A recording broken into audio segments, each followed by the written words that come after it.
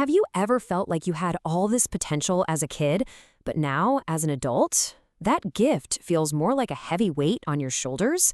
You are the one everyone expected these huge things from. Well, it turns out psychology shows that this early label, gifted, often comes with some pretty deep-seated struggles that can follow you for a lifetime. So if that question hits close to home for you, then you are definitely in the right place. We're about to break down exactly why that early promise can turn into such a complicated part of who you are as an adult. All right, here's our game plan. We're going to dive into 5 key psychological patterns.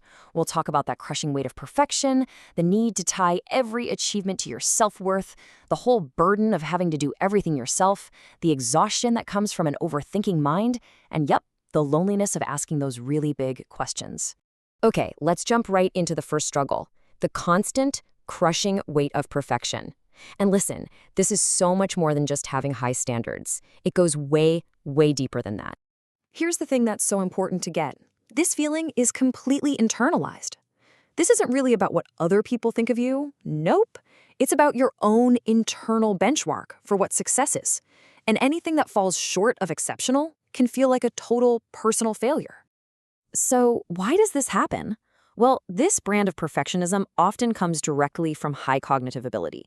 Your mind can literally picture the perfect outcome with such clarity that when reality shows up with all its normal, messy flaws, it just feels deeply frustrating and inadequate. And the fallout from all this? You don't just want to do a good job. It feels like a psychological necessity to be the best. This constant pressure is a fast track to burnout, anxiety, and an inner critic that, let's be honest, is never, ever satisfied. And that pressure to be perfect, it leads us straight into our second struggle, this deep-seated belief that your worth has to be earned through constant achievement. It's like this is the subconscious script running in the background of your mind 24/7. The core belief here is that your value as a person isn't just a given. No, it's conditional. It depends entirely on what you can produce, what you accomplish, and what you do for other people. Psychology actually gives us a name for this. It's rooted in something called attachment theory. Basically, if you're a kid and the main praise you got was for being smart, for getting good grades, you learn a powerful lesson. Love and approval are tied to performance. They aren't just given freely. And this pattern from childhood, it has some really serious consequences in adulthood. It can make you feel intensely anxious whenever you're not being productive. And it creates this nagging fear that if you stop being useful, you'll be, replaceable. In your friendships, your relationships, even your job. All right, our third struggle is a really tricky one because on the outside, it actually looks like a strength. I'm talking about the burden of hyper-independence. This whole thing creates such a massive internal conflict. On the surface, you're the super capable, self-sufficient one who never needs a thing.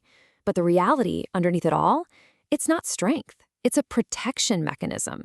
You learned early on that being the easy child got you approval. So now asking for help can feel fundamentally weak, like you're doing something wrong. So now let's kind of pop the hood and look at what's going on inside the mind itself, because the fourth struggle is living with this constant analytical overload. The amazing processing power of your brain, it's really both a gift and a curse. You see, higher cognitive ability is directly linked to more analytical processing, which basically means your mind is constantly running simulations, playing out every potential scenario, especially the ones where things could go wrong. And this is exactly what that overthinking loop looks like in real time. Your brain is just wired to notice every little detail, every pattern, and every potential flaw that most other people might just gloss over. This leads to endlessly replaying conversations, second-guessing choices, and it is absolutely exhausting. And all of that, the perfectionism, the overthinking, it all funnels into our final point, a deep feeling of isolation that comes from just thinking so differently from almost everyone around you. If you've ever felt misunderstood, please know you are so not alone. It's incredibly common. When your brain naturally wants to skip past the small talk and dive right into abstract, layered ideas, it can be really hard to connect with people who are more focused on day-to-day things. See, your level of reasoning almost forces you to grapple with life's biggest questions about purpose, meaning, mortality. This has a name. It's called existential anxiety. And it's not a sign that something is wrong with you. It's actually a natural byproduct of having a deeply analytical mind.